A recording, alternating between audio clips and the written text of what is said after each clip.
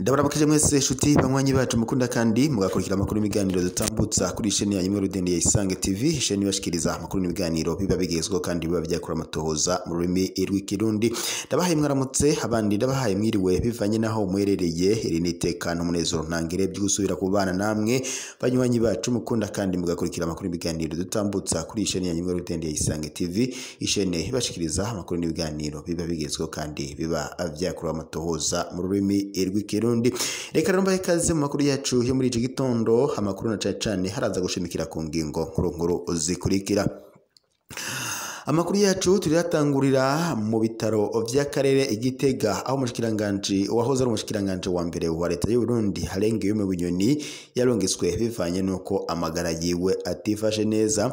Turaza kurabira hamwe idonido ku magara ya Alengiyome Bunyoni nyuma yuko hari amakuru ariko aratangwa havuga ko umutambukanyi mukuru w'igihugu cy'u Burundi Angeline Ndayishimiye ngo yoba ari we yamuhaye isumu. Amakuru rero aturuka mu begereye umuryango w'umukuru wahoze ari umushikiranganje wa mbere wa leta y'u Burundi Alengiyome Bunyoni na cane umukenyezi wiwe ndetse n'umukobwa wiwe Darlene Bunyoni bemeza ko umutambukanyi mukuru w'igihugu cy'u Burundi Evariste Ndayishimiye ngo yoba yaragendeye uyu wahoze ari umushikiranganje wa mbere w'u Burundi Alengiyome Bunyoni mu bitaro byo ngaha Igitega, akaba yaramuhaye ifana ariko iyo fana ikaba yarimwo isumu. Amakuru duhabwa n'amasoko yacu nuko kuri ubu ngubu ayo majambo yamaze kurikoroza, ni mu gihe kandi umunyamabanga mukuru umugambwe CNDD-FDD Nyeniteka Revere yaronde kuri yo yifatiye ugahanga umutambukanyi w'umukuru w'igihugu cy'u Burundi Angeline Ndayishimiye amwagiriza ibijanye n'iyo sumu yahaye uwahoze ari umushikiranganje wa mbere w'u Burundi Alengiyome Bunyoni.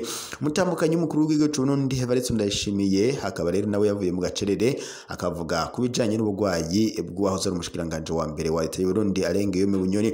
Alengiyome Bunyoni yapfunzwe umwaka wa 2023 yagirizwa gushaka kugandagura umukuru w'igihugu cy'u Burundi Evariste Ndayishimiye ndetse no gukoresha mangetengete mu gushaka kugandagura umukuru w'igihugu tutibagiye ndetse no gushaka kunyonora amatungo y'igihugu ndetse no gutembagaza ubutegetsi no guhungabanya umutekano w'igihugu. Alengiyome Bunyoni kandi yaravuzwe mu mabi menshi nko kugandagura abanyagihugu, kwigwizaho amatungo yose, aho ndetse yanigamba avuga ko ngo ari we yoba afise amatungo menshi ndetse akanavuga ko ari we afise amahera menshi ngo bityo rero ngo ari we azosubirira umukuru w'igihugu. Alengiyome Bunyoni rero agifatwa yajanwe mu gasho ko ngaha Igitega, akaba ariho yarafungiwe umunyororo w'ubuzima abwiwe bwose. Alengiyome Bunyoni akimara gufungwa, nyuma yaho hatangiye kumvikana amajambo ko atameze neza mu ibohero rikuru rya Gitega aho yaramfungiwe. Nibwo mu kwigenekerezo ry'icenda gitugutu uyu mwaka abaganga baja kumupima aho yaragwariye ngaha mu ibohero rya Gitega, basanga Alengiyome Bunyoni ngo afise uburwayi bwo mu mutwe ndetse ngo nta kivuga no kurya vyarase. Haciye afatwa ingingo ko agomba kujanwa mu bitaro vyo ngaha Igitega, ari naho yaciye arungikwa, ariko abaganga babandanya kumukurikirana baraba uko magara yiwe yifashe neza, ariko vyaje kugorana biza no kurangira bohereje abaganga bavuye mu gisagara c'ubutunzi i Bujumbura ngo baje gukurikirana ubugwayi bwa Alengiyome Bunyoni barabe uko buhagaze. Baje rero kumukurikirana gusa kuri ubu amakuru duhabwa n'amasoko yacu nuko ubuzima bwa Alengiyome Bunyoni buri hagati y'urupfu n'umupfumu. Nimuje kandi umutambukanyi mukuru w'igihugu cy'u Burundi Angeline Ndayishimiye avuye mu gacerere ashikiriza ibijanye n'urupfu rwa Alengiyome Bunyoni, avuga ko nta ruhara na rumwe yigeze abigiramo. Gusa amajambo ashikirije ateye agashavu gakomeye cyane wahoze gateye agacavuga gakomeye cyane umunyamabanga mukuru umugambwe CNDD-FDD Nyeniteka Revere yaronde kuri yo ndetse n'umutambukanyi w'uwahoze ari umukuru w'igihugu cy'u Burundi Denise Nkurunziza. Naho mu yandi makuru, umwe mu bagwayi 2495 niwe amaze kwitaba Imana ahitanwe n'akaryama ka nkende mu Burundi kuva byemejwe ko kinjiye mu Burundi muri kakaro 2024. Gushika kuri uyu wa 14 gitugutu uyu mwaka, aho byashikirizwa na muganga Oscar Ntihabose aserukira umushikiranganje w'amagara y'abantu, abagwayi 18 nibo basigaye mu bitaro bagwaye iyo ngwara. Naho biruko kandi abenegihugu ngo ntibijajare bakomeze kubahiriza amabwiriza bahabwa mu bijanye n'ico kiza.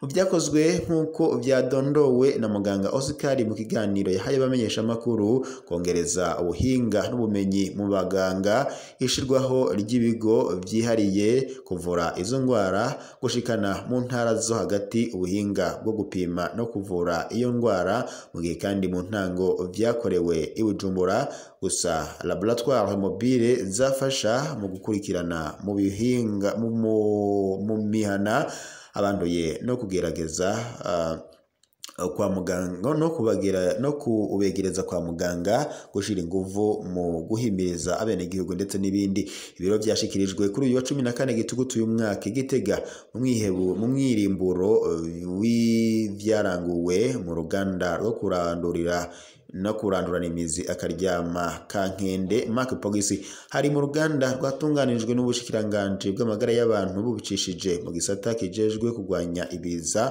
bufashwa mu mugongo na OMS ndetse n'ayandi mashirahamwe atandukanye.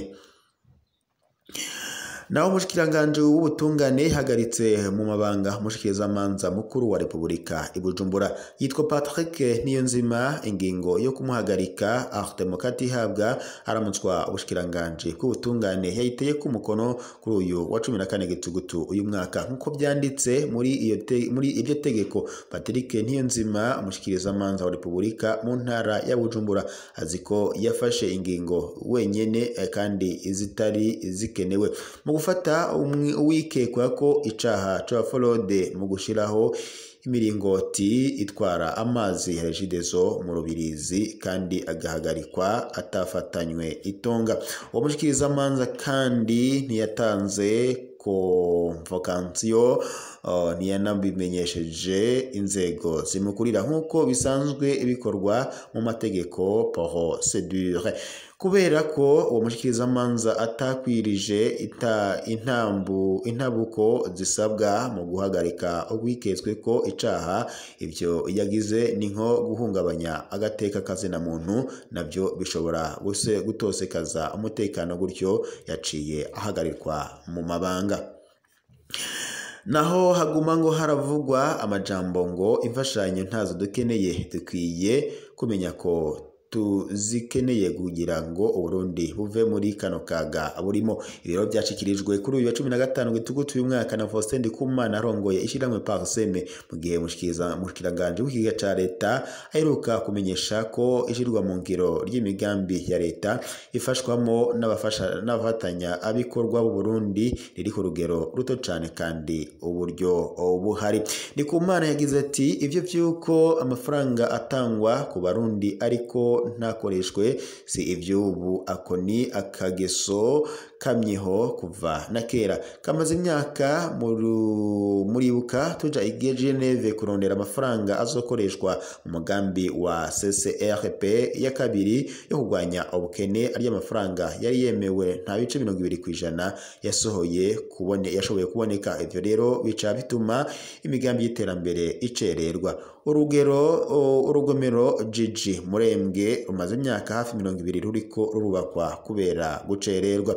Ivyo rero bica bituma abatanga amafaranga batakaza icizere ku gihugu, hageze ko bayatanga bakabanza kubaza insiguro. Uko rero bagutakariza icizere niko nayo baguhaye bayaguha insoronsoro, naho nyene ubanje gusigura ugasanga hariho n'ingingo zirinda kuva i Washington kugira ngo amafaranga asoke, ariko ugasanga ibindi bihugu barabiha amafaranga atankomanzi bikaguma bitera imbere. Elaba mu gisata c'ikawa nta kigenda, igitoro ni ingorane, umuyaga nkuba ni ikibazo, internet gutyo nyene niko bimeze. Naba mukerarugendo ntibakiza kubwishi kubwizo ngorane. Ivyo byose ni ibintu bituma nabozanira akarusho igihugu bavuga bati ntibo kwirirwa baraza muri ico gihugu kimeze gutyo. Ingorane ikibitera ni iki giturire ndetse n'abantu bamaze kugira ico bita clientelisme muri nomination mu gishiraho abatwara imigambi bakaraba abantu ngo bakomeye mu mugambwe ngo ni abajeneho ngo babaye parene hamwe ndetse uza wumva ngo nije nagusabiye ico kibanza nawe ahaturu uzoza urampa ibi nibi ntihajeho umuntu abishoboye ugasanga umugambi uriko uradindira. Tumenye ico dushaka, izo ni ingaruka zigaruka kandi ku Barundi. Abarongozi bakwiye kumenya ko ayo mashirahamwe adufata mu mugongo ariyo atuma tuva mu kaga, kuko izo njyane igihugu caciyemo zaraducereje cane. Kugira rero igihugu kive aho kiri ni ikibazo. Yasozere kandi amenyesha ko bimwe mu muti wotorwa ari uko abategetsi bokwemera ko Uburundi bugikeneye imfashanyo. Yagize ati umuti nuko twokwemera ko izo mfashanyo duhabwa tuzikeneye, tuzirondere zize gufasha mu iterambere ry'igihugu. Naho ibyo gufata amadisikuru tuvuga ngo imfashanyo ntazo dukeneye ariko ugasanga muri bije y'igihugu miliyaridi zirenga igihumbi ngo bazizeye mu mfashanyo, biragoye cyane. Icya kabiri ni ukuraba abantu babishoboye, hakabaho kokuru guhayanwa, hakabaho ndetse hakaboneka umuntu washoboye ndetse na CV imeze neza, bishobotse hakaza n'umunyamahanga kubikora, kuko ngo hako woha akazi uwo mu Burundi ugatuma miliyoni 14 z'amarundi zihwera hopfuma hakaza gukora umunyamabanga akore akarorero abarundi benshi umurundi kanaka atabishoboye ahawe akazi n'igihugu kiba kiriko kirasubira inyuma. Naho mu yandi makuru, umukuru w'igihugu cy'u Burundi Evariste Ndayishimiye ahamagarira abenegihugu gukomeza inzira igana ku iterambere nyakuri, bagumye umutima mu kwirinda abantu bacana ivutu ngo kuko mu iterambere ni ukugira ukwemera. Kuri uyu wa 14 Gitugutu uyu mwaka, umukuru w'igihugu cy'u Burundi Evariste Ndayishimiye yashikirije musanteri mushasha wa komine Muramvya intara ya Gitega Eric Nkurunziza. Ibirori byabereye ku kibuga cy'umupira w'amaguru Stade Royal caho muri komine nyene ya Muramvya. Mu ijambo ryo gushikiriza uwo musanteri mushasha, umukuru w'igihugu cy'u Burundi Evariste Ndayishimiye yahaye impanuro zine abenegihugu, aho yabahamagariye ubwa mbere gukomeza urugendo rw'iterambere igihugu camaze gufata kugira igishike ku iterambere nyakuri. Abasaba ndetse kugumya umutima mu kwirinda abantu bacana ivutu ngo kuko mu iterambere ari ukugira ukwemera. Impanuro igira kabiri, umukuru w'igihugu cy'u Burundi Evariste Ndayishimiye yabahamagariye kugumya iciza bamaze kuronka, cane cane amahoro, ubumwe hamwe ndetse n'itunga igihugu gifise uno munsi ngo ntibaze babirekure. Ikindi ngo bakamishe igitunga kama igihugu gifise nk'umutahe. Aho yatanze akarorero ku mazi igihugu gifise, ubutare hamwe ndetse n'ikirere ciza. Ubwanyuma kandi umukuru w'igihugu cy'u Burundi Evariste Ndayishimiye yahamagariye abenegihugu gukomeza uburongozi bwiza, kuko uburongozi bwiza aribwo bwerekana inzira irashe igana ku iterambere. Umukuru w'igihugu cy'u Burundi kandi Evariste Ndayishimiye yahaye impanuro musanteri wa komine agiye kurongora nyene komine Muramvya, aho yamwibukije ko musanteri ariwe aserukira uburongozi bw'igihugu muri komine ndetse akaba aserukira umukuru w'igihugu muri komine nyene. Ingo nico gituma ari indongozi kizigenza ategerezwa kumenya ko umwenegihugu yaraye ubusa akamenya n'icatumye arara ubusa. Umukuru w'igihugu cy'u Burundi kandi Evariste Ndayishimiye ashikiriza ko musanteri ari umukuru w'igihugu kandi Evariste Ndayishimiye yashikiriza ko musanteri ari umwungere ategerezwa kumenya ko umutekano w'abenegihugu uhari, akaba ndetse n'umurinzi mu kurwanya akajagari, amarigara hamwe ndetse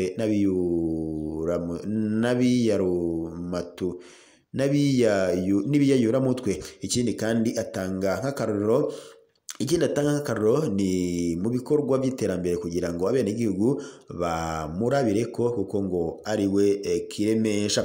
Nayo mu ijambo ryiwe Eric Nkurunziza musanteri wa komine Muramvya yashikirije ko azoba umusoko w'abenegihugu abagamburukire yihuse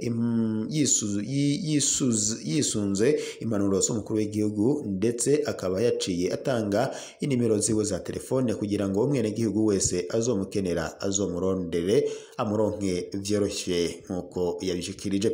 Inyuma y'ivyo bikorwa kandi byo gushikiriza musanteri w'Umuramvya, umukuru w'igihugu c'u Burundi Evariste Ndayishimiye akaba yaciye agendera umurimyi mworozi Isidori Ryakiye asanzwe yoroye ingurube hamwe ndetse n'inkoko ikabaganwa muri quartier Mubarazi komine ya Muramvya. Nkuko yabishikirije, Ryakiye akaba yoroye n'amafi aho yatanguje ifi afise ibihumbi 15 ziri mu bwoko butandukanye, ngo akaba kandi afise uburimyi aho arima amavoka, ibiharage hamwe ndetse n'ibigori. Ivyo rero bikaba ari byo vyaranguwe muri urwo rugendo umukuru w'igihugu yari yagiriye muri iyo komine ya Muramvya. Reka rero dushimire mwese mwariko muradukurikira amakuru y'ibiganiro twariko turabashikiriza kuri no muresha kuri yanyu mukunda cyane muri Dene Isange TV, sheni bashikiriza amakuru y'ibiganiro biba bigezweho kandi biba byakura amatoza ururimi rw'ikirundi. Reka rero amakuru yacu y'aka kanya tuyasozere ngaha, turaza gusubira amakuru araza kuba agezweko.